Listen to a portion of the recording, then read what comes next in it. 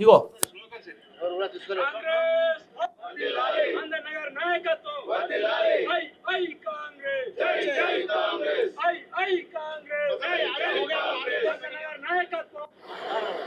ఇగో బస్సుల జగిత్యాల గెలవు బస్సుల ఏం బస్సు ఇది సూపర్ లగ్జరా రాజధాని అనుకుంటా రాజధానో గరుడ 2 బస్సులు పట్టుకుని మంచిగా ఏసీలో కూర్చోబెట్టుకుని తీసుకొని పోయిర్రు. తీసుకుపోయి రేవంత్ అన్న ముందు కూర్చోబెట్టిరు.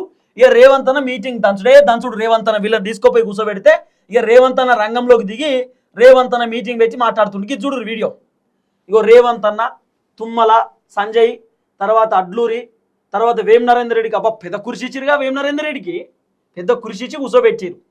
ఇక కాంగ్రెస్ పార్టీ కార్యకర్తలు వేరే ఒక చిన్నపాటి ఫామ్ హౌస్లో పెట్టుకున్నట్టు మీటింగ్.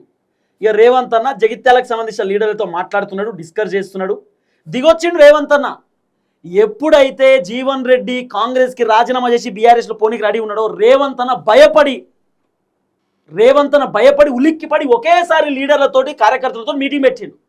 రేవంత్ అన్న ఏం చెప్పినాడు తెలుసా?